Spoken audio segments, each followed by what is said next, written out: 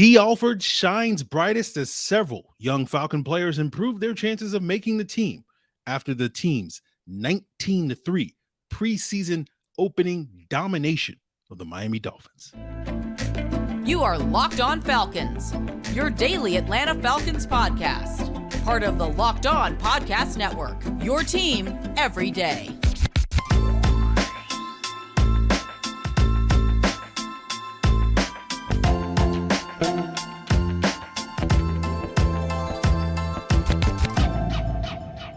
Welcome back to another illustrious podcast, the daily Atlanta Falcons podcast, part of Locked On Sports Atlanta, your team every day. And today's episode of Locked On Falcons is brought to you by LinkedIn Jobs, who are going to help you find the qualified candidates that you want to talk to faster. Post your job for free at linkedin.com/lockedonnfl. That's linkedin.com/lockedonnfl to post your job for free. Terms and conditions apply. And guys, if you don't know me, I'm Aaron Freeman, the very humble host of this illustrious podcast, aka Sirius Black, aka Mr. Drew, formerly covered the Falcons at falcfans.com, RIP. And we thank each and every one of you who makes this podcast your first listen each and every day, especially on the weekend, right? You know, following the footsteps of the everydayers. Shout out to those folks that subscribe and follow for free on YouTube or wherever you listen to podcasts. So today is our not so rapid reaction podcast. You may have heard me and Jarvis Davis of ATL Day Ones on the Locked On Falcons postcast, available on the Locked On Sports Atlanta YouTube channel, as well as the Locked On Falcons audio feeds on your preferred podcast platform already. But I decided to take it easy, didn't necessarily feel compelled to have to get out some quick content Friday night for you guys. So we're recording this early Saturday morning. You're probably listening to this at some point over the weekend, but let's talk about this preseason game, right? And it was an impressive performance in a lot of ways, right? We did not get to see very many of the Falcons starters in this game. We did get to see a couple of guys that we expect to play a lot this year: Dee Alford, Arnold Ebiketie, Parker Hesse, among others, right? But it was mostly a game where this was featuring a lot of guys that may be fighting for back-end roster spots as well as practice squad spots. And we'll see the starters next week, right? I'm a little disappointed we didn't get to see, we didn't get our blue magic this Friday night with Bijan Robinson and whatnot. But, we did get to see several of those guys that, are relatively safe, like Arnold Ebiketie and Dee Alford and Parker Hesse make some plays. So we'll talk about the guys that helped themselves potentially make a back-end roster spot a little later on today's episode. But what we're not going to do too much of on today's episode, we're not going to spend much time trying to read too much into this quote-unquote impressive defensive performance, and somehow it's going to be predictive of what this defense is going to look like under Ryan Nielsen this upcoming season. Sure, it was a certainly impressive defensive performance. You only gave up 3 points. You got several turnovers, 5 sacks, 4 turnovers, 3 interceptions, including a pick 6 from Breon Borders, right? This defense looked good. This third string defense looked good in this game, but we're not going to use that as something to predict that what the first string guys are going to look like, come the regular season, and use that as some indicator that somehow Bryce Young and Trevor Lawrence are going to be constantly under pressure, that A.J. Dillon and Aaron Jones are not going to be able to do anything because we're going to dominate the run game. We're going to, shut down Amon-Ra St. Brown and Jahmyr Gibbs and all that stuff over the first couple of games of the regular season, simply because Breon Borders and Timmy Horn made a couple of plays in a preseason game, right? That would be a kind of a ridiculous assertion. But it's not to sit here and say that stuff won't happen in a regular season. It could very well happen in a regular season, but we're not going to be basing that off of what third stringers and practice squads players did in the preseason. And, for the life of me, I don't understand how people in the year of Thomas Morstead 2023 are still doing that and trying to project and predict the regular season based off of what, guys do in the preseason. But, we'll leave that aside. The last little tidbit I will say before we get into sort of the star of the game, which is cornerback Dee Alford, is it is funny to me that a couple of summers ago when we were playing the Jets in the preseason and Greg Williams was blitzing out the wazoo in that preseason game, and Falcon fans were declaring that Greg Williams the dirtiest player and the dirtiest person in the world and a classless coach by blitzing in the preseason. Meanwhile, Ryan Nielsen's doing that throughout this entire game. Like pretty much all the Falcons sacks in this game, I think 2 of them were coverage sacks and 2 of them were blitzes, and I think the one that was a legitimate sack at least in terms of bringing just forward pressure, was the last one, which was RWKD on the spin move, which was a glorious play. But when Ryan Nielsen blitzes, it's like, oh, this is the greatest thing I've ever seen in my life. So that hypocrisy is funny to me. But anyway, the player that helped himself the most in this game, I think, was Dee Alford, right? Now, I don't think we went into this game concerned about Dee Alford's status as a cornerback. I'm sure probably if you go back and listen to a podcast we did in like June, said, I don't know if Dee Alford's a lock to make the roster, blah, blah, blah. But basically ever since then, he's been taking all the first string snaps at the nickel. So he's pretty much a lock to make the roster there. He did play in this game as the nickel cornerback. I think he had a pass breakup on the first couple of drives in this game. But really what stood out for Dee Alford was the punt return touchdown that he had late in the fourth quarter, right? He was one of 4 guys that Arthur Smith named when Avery Williams went down with that injury back in June as the front runners for the punt return job, alongside Mike Hughes, alongside Penny Hart, Josh Ali. All those guys played in this game, but I did not see them returning punts. Alford was the only one of those 4 guys that did get a punt return in this game. Matthew Sexton also got a punt return in this game. I couldn't see who else was out there on the punt return team, but Alford did the most with his one opportunity as a punt returner, right? Taking it 79 yards to the house in the fourth quarter, showing all the skills that you want to see from a punt returner: speed, quickness, the ability to make guys miss vision, all that sort of thing. And it's hard for me to imagine over the next 2 games that somebody else, whether it's one of those 3 guys like Josh Ali or Penny Hart, or, whoever else the Falcons have out there returning punts, as they've had a sort of a revolving door in practices in that role. It's hard for me to see anybody else outperforming what Dee Alford did on that one play, right? Pretty much if you take a kick or punt return to the house in the preseason, historically speaking, in my experience, that's pretty much a guarantee that you're going to make the roster. And, again, Dee Alford wasn't really in danger of not making the roster, but I think that pretty much guarantees that he is going to be our week 1 punt returner. We'll see, would love to see, a couple other guys take some, have some big returns that may make it a little bit more interesting by the end of the summer, but not necessarily expecting that. So I think that is the biggest takeaway from the game.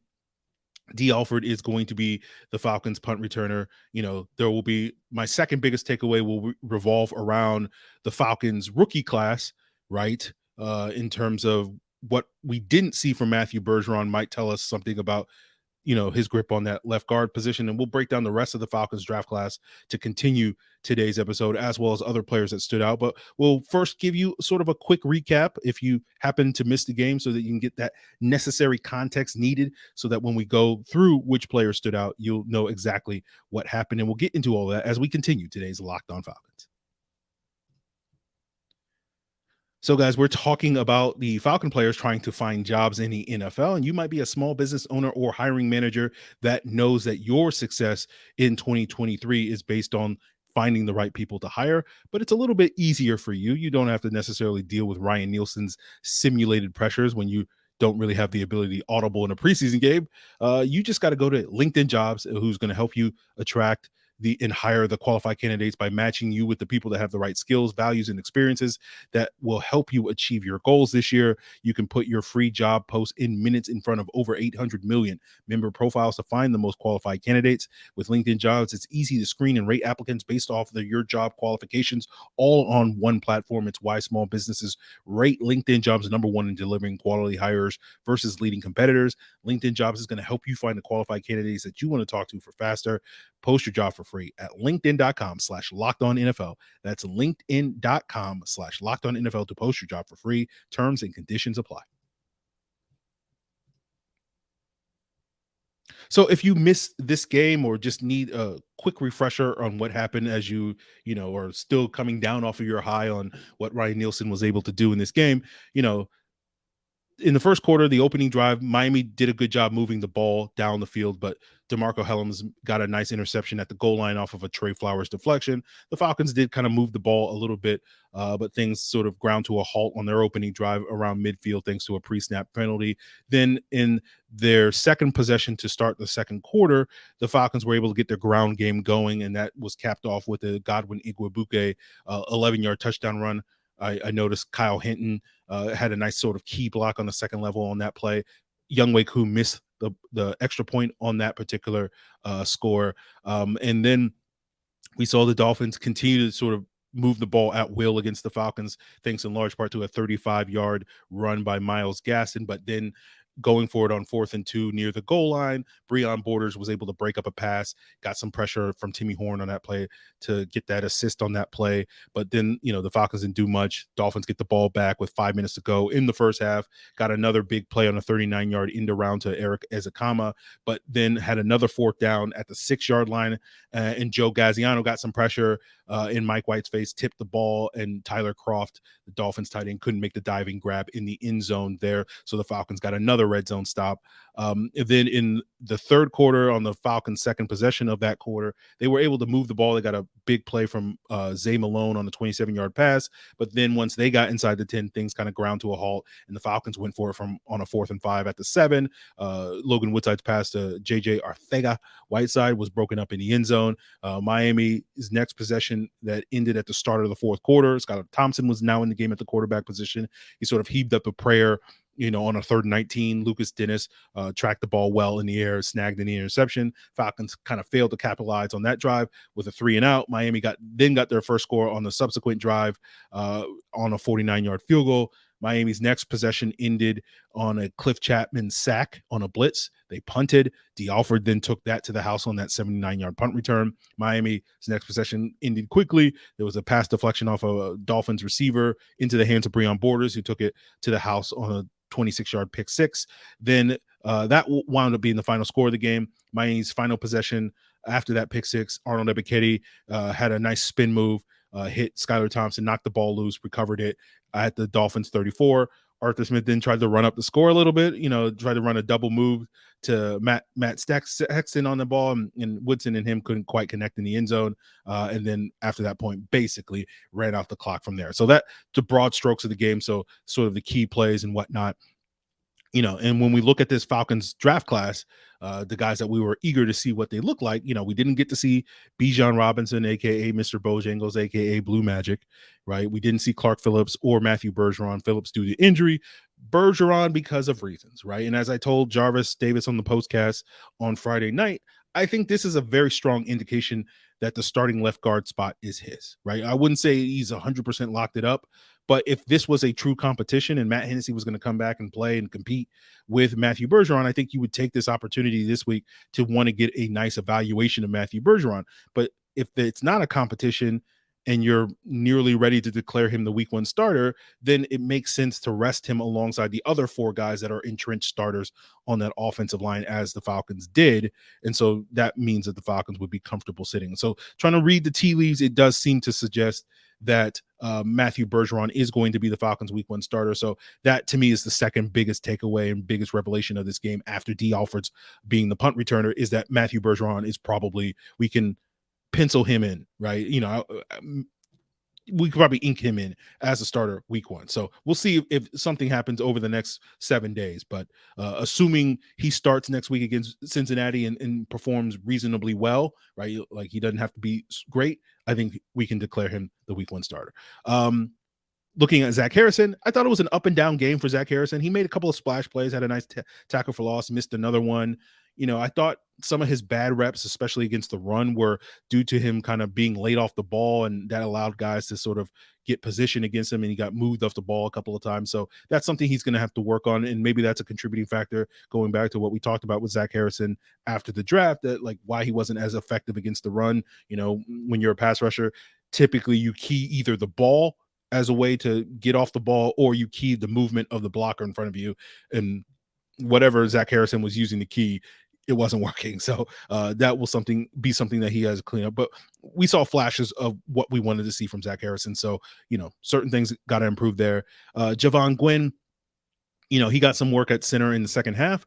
I wasn't that impressed with what I saw from him in this game. So nothing really stood out there. DeMarco Hellams, the other Falcons 7th round pick, he did stand out to me. Had a nice interception, as I mentioned.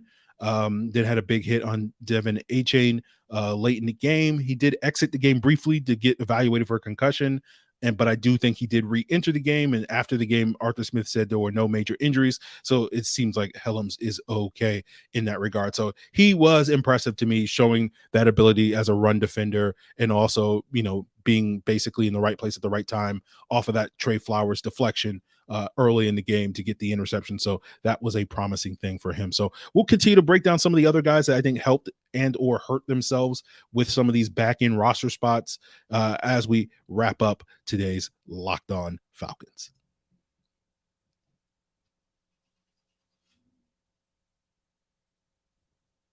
So, wrapping up today's Locked On Falcons, I want to give a special shout out to the everydayers, right, who make this illustrious podcast their first listen each and every day. We'll be back potentially tomorrow, or tomorrow evening, I should say, Monday, if you're listening to the audio version of this podcast, with a guest, I believe Mike Rothstein of ESPN. I'll have to double check my calendar.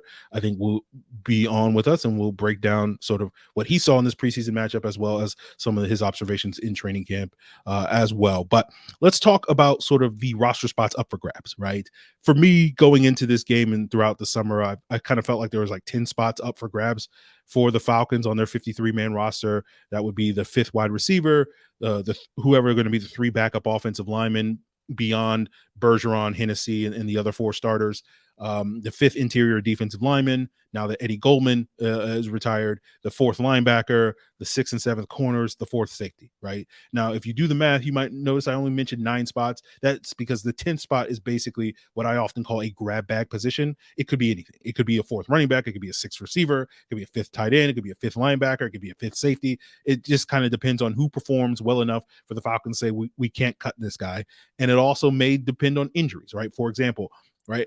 7 corners, right? I thought already that we might keep 7 corners, but I think especially in light of the Jeff Okudah injury, because you're going to have one less body on week 1, assuming that Jeff Okudah is not back in time for week 1, you might carry an extra corner. So that's where, 7 corners comes from. So let's break down each one of those positions and sort of whose stock went up, whose stock went down. The fifth wide receiver still seems a complete toss-up at this point in time. I don't think anybody really moved the needle in a major way. I think Zay Malone probably had the most impressive catch on the night on that 27-yard play. And that's certainly going to help his case, but I don't think that's going to necessarily push him to the front of the line in that case. So I think we'll see this play out over the next couple of weeks and see who consistently emerges. Again, that fifth wide receiver spot is probably going to be heavily based on special teams. If Dee Alford is the punt returner, that limits, guys like Penny Hart and Josh Ali's chances, but maybe it's an opportunity for someone as a gunner on the punt team.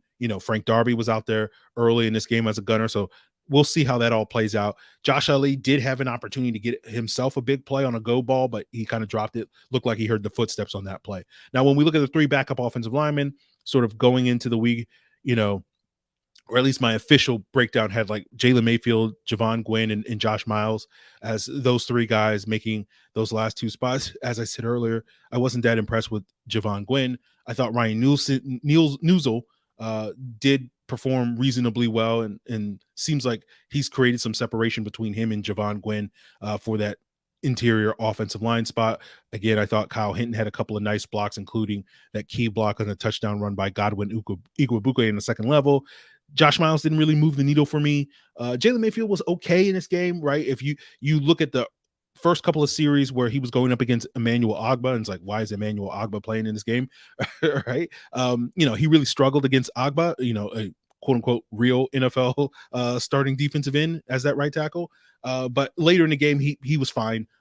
So, if you want to tell yourself that he looks better as a right tackle, you can find snaps where he does look better as a right tackle. And if you want to say, I don't know about that, then you can also find those snaps. So it's all about sort of your preconceived bias on that one. I thought Tyler Vrabel had a rough night based off of what I saw, sort of replacing Jalen Mayfield at that right tackle spot in the second half. So, Miles didn't do a whole lot to me, and none of these other guys. So that swing tackle position that is a wide open spot, I think remains wide open. And, this game did not necessarily make me feel better or lower the chances that I think the Falcons will be seeking outside help at that swing tackle position. Now, moving to the defense side of the ball, that fifth interior defensive lineman that's presumably going to take over for Eddie Goldman, besides Dee Alford, I probably would say Timmy Horn may have done the most to help themselves in this game, at least from my perspective. I thought he was very disruptive both against the run and as a pass rusher.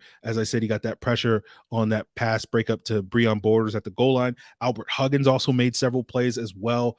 So those kind of guys stood out. The Falcons could kind of rotating guys in and out of the lineup, and so I'd have to really go back with a fine tooth comb and really watch the film to see if anybody else sort of really emerged, but nothing really jumped out to me other than those two in Horn and Huggins. And I think Horn is probably the front runner for that spot, due to what he did last year, making the team as a UDFA, but Huggins is nipping on his heels. For that fourth linebacker spot, Nate Landman probably is the front runner. Tay Davis, who I also had projecting as making the team as a fifth linebacker, I thought had a rough night. He was, he made a couple of nice plays, but also was out of position, misread some keys and whatnot. So didn't really help himself. I don't think Andre Smith did a whole lot in the fourth quarter to help himself in that regard. Mike Jones Jr. did have a couple of nice plays as a pass rusher when Ryan Nielsen was dialing up those blitzes, had a half a sack, and I think maybe had another quarterback hit in this game as well. So, he helped himself at least potentially making the practice squad. The 6th and 7th cornerback spot, those were Trey Flowers and Darren Hall for me. Trey Flowers, I certainly think did himself, well for himself with that pass breakup on that first turnover on the Helms interception. That was a good play by him. Heads up awareness on that play to sort of peel back on the rollout and break up the pass. Darren Hall, I didn't see him until like the fourth quarter, and that's usually not a promising sign where you don't get on the field until like at the very end of the third quarter, beginning of the fourth quarter. But maybe he got some earlier work that I just missed. So I'll have to check the tape on him, but he seems very firmly on the roster bubble. I already kind of declared Darren Hall kind of as the 53rd guy in terms of making the roster for me heading into training camp. So it feels like he might be looking on the outside looking in. I thought Breon Borders, probably besides Trey Flowers, or more than Trey Flowers, certainly helped himself, made a number of pass breakups, had the pick six, obviously did have a couple of mistakes in this game. Natron Brooks got some of the work at nickel. I thought made some plays as well. He had a sack on one of those Nielsen blitzes. Borders is suspended for 2 games for PEDs at the beginning of the season. So even if he does find himself working towards a roster spot, he won't count towards the 53. So, that will give an opportunity for the Darren Halls and the Natron Brooks and the Cliff Chapmans and all those other guys to potentially, sneak onto the roster ahead of Breon Borders. But certainly I think Borders, if he continues to play like this, the team might keep him around after that 2-game suspension and bring him to the roster. For the fourth safety, as I said earlier, I was impressed with DeMarco Helms showed out as a run defender. I wasn't that impressed with Micah Abernathy in this game. I thought he was a little lost both in coverage and against the run, but it was notable that he did get the bulk of the work from what I gather as the personal protector on the punt team. And that was something that was kind of hinted to us in training camp as that may be his role for the team, similar to what Eric Harris did the previous year as the fourth safety. And so I think that does bode well for Micah Abernathy, although most of the guys that we saw out there on that initial punt team, other than Bradley Pinion and Liam McCullough, I don't know how many of those guys would be qualified as starters, at least as far as special teams goes, right?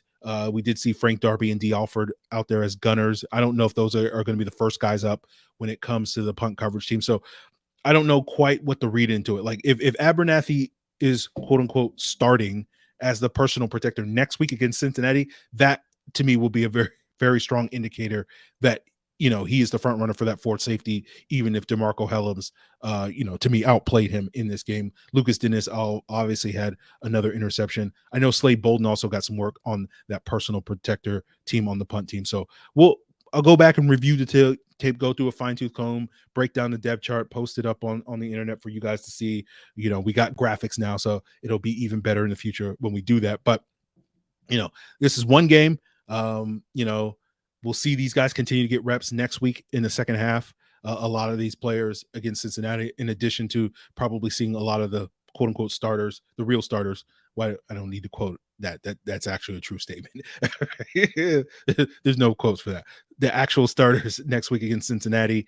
And then we'll see probably all of these same players with minus a couple of guys that probably have solidified their roster spots. Like I don't expect Arnold Ebiketie and maybe D'Angelo Malone, but I don't expect Arnold Ebiketie to be playing in the fourth quarter against the Steelers in that third preseason game like he was last night against the Miami Dolphins. So I don't think anything is sort of won yet besides the punt return job, Dee Alford, and I feel like Matthew Bergeron is like 95% of the way there to be that starting left guard week 1.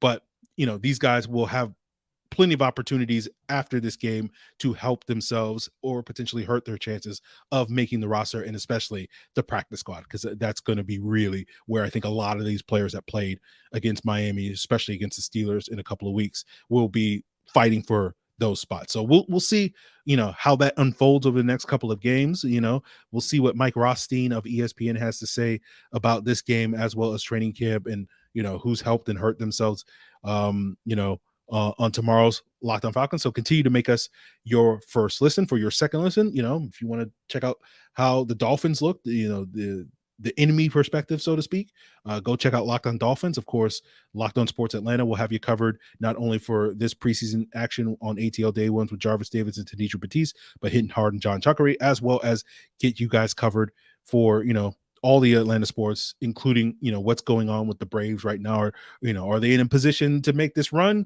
or, do they still need a little bit of work? I know things have been kind of up back and forth, since the All-Star break. So go check out Locked On Sports Atlanta as your second listen, or, check out Locked On NFL to get the coverage of all teams, who stood out in these opening weekend of preseason, as well as your second listen. It's all part of the Locked On Podcast Network, your team every day. Ryan Nielsen's a cheater.